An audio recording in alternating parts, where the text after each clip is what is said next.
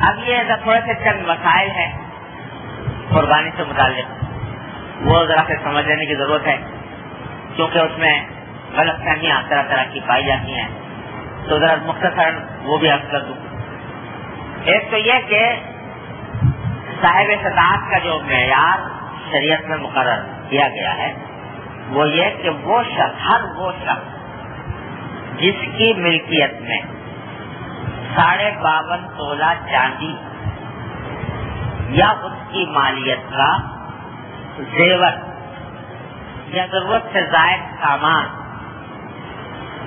ہو تو وہ قربانی کے لحاظ سے صاحب استطاعت میں شمار ہے۔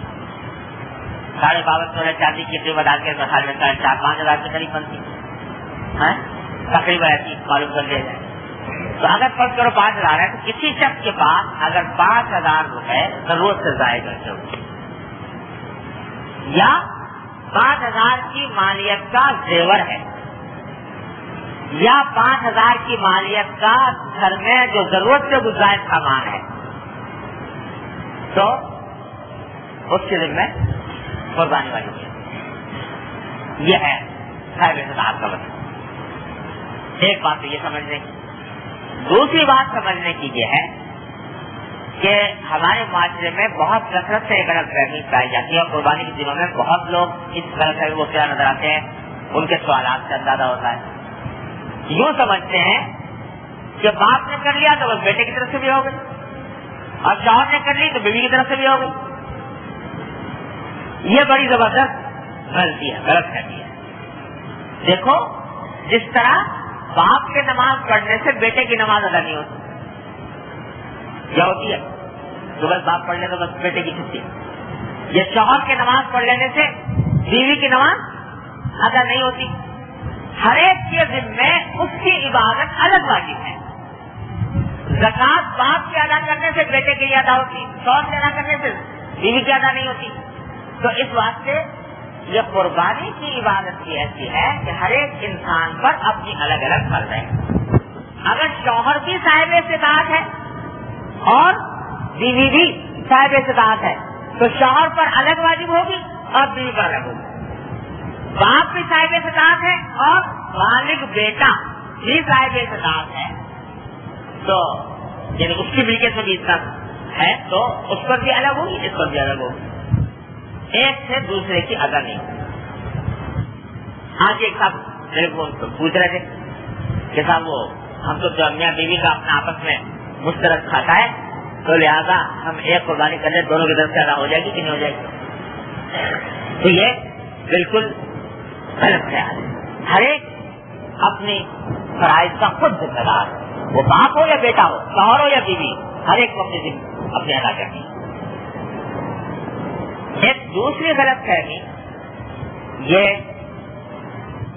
بعض لوگوں میں پھیلا دی گئی ہے کہ بھائی قربانی تو کیا کرے، قربانی کی برابر رقم کا صدقہ کرنے تو زیادہ اچھا، غریب کو فائدہ ہو جائے۔ بعض لوگ یہ کہتے ہیں کہ صدقہ کر دو، بجائے کہ 2,000 روپے کا حصہ لو گائے میں، اس سے بہتر ہے کہ 2,000 روپے کسی غریب کے ہاتھ میں رکھ دو، صدقہ کر دو۔ بڑی زبردست فہمی۔ ارے بھائی ہر ایک عبادت الگ الگ ہے، قربانی صدقہ کرنے سے ادا نہیں ہوتی۔ قربانی کی عبادت الگ ہے، صدقے کا ثواب الگ ہے، صدقہ اگر دینا ہے تو الگ دو، لیکن قربانی کی عبادت صدقہ دینے سے ادا نہیں ہوتی۔ ایک غلط فہمی لوگوں میں یہ ہے، بعض لوگوں میں کہ صاحب وہ قربانی جو ہے وہ جب تک کسی بڑے کی طرف سے نہ کی جائے تو چھوٹا نہیں کر سکتا۔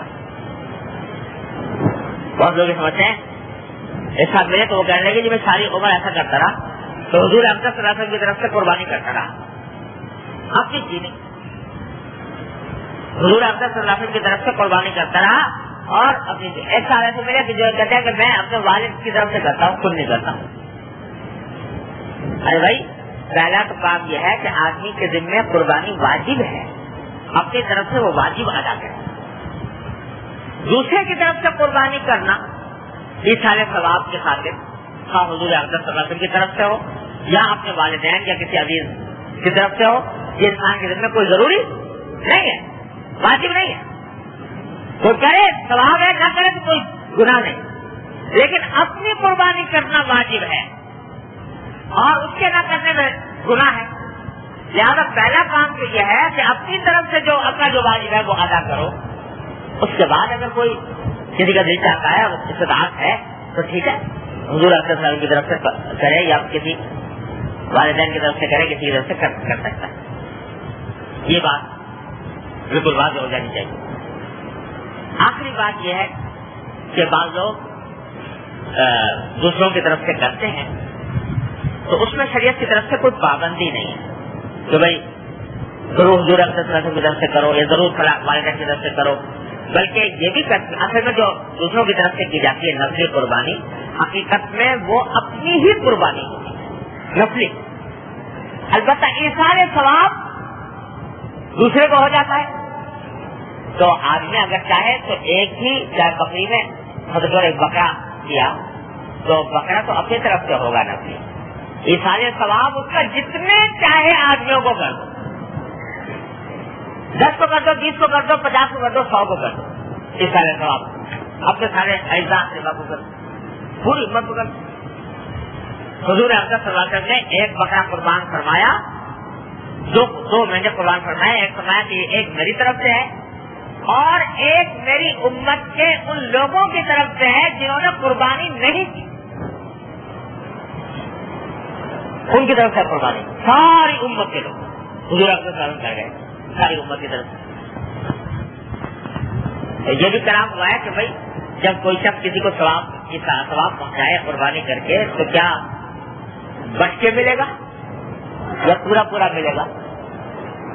بعض کہتے ہیں بھائی بٹ کے ملنا چاہیے، اس واسطے کہ ایک عبادت ہے سب کو اس کا حصہ ملے گا.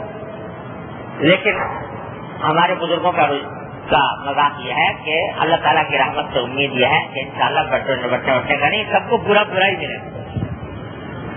اس واسطے کہ حضور اکرم صلی اللہ علیہ وسلم جب ایک مہینہ قربان فرمایا پوری امت کے لوگوں کی طرف سے، اگر اس میں بٹوارا شروع ہو گیا تو ایک بال کا کوئی 10واں حصہ بھی ایک آدمی کے بانٹے میں نہیں آئے گا. تو اس واسطے اللہ تعالیٰ کی رحمت سے بعید ہے کہ وہ اس قسم کا بٹوارا فرمائے، ہر ایک کو انشاءاللہ کا ملے. اس واسطے ایک اگر قربانی کی ہے نفلی تو اس میں جتنے بھی چاہے لوگوں کو ایثار ثواب کر سکتے ہیں. نفلی میں فریضہ جو ہے اپنا ذمہ جو واجب ہے وہ اپنی طرف سے واجب ادا کرنا چاہیے، اس میں پھر کسی کا شرکت نہیں. یہ چند مسائل ہیں، یہ موٹے موٹے میں نے عرض کر دیے. باقی تفصیلی مسائل جو ہیں وہ اگر کسی کو ضرورت پیش آئے تو معلوم کر سکتا ہے. بہرحال اس طریقے پر اللہ تبارک و تعالیٰ اپنے رحمت سے ہم سب کو اب صدق کے ساتھ، اخلاص کے ساتھ، اتباع سنت کی نیت سے اور اپنے تقرب کی خاطر یہ قربانی کی عبادت کو انجام دینے کی توفیق عطا فرمائے. اللہم صلی علی سیدنا محمد.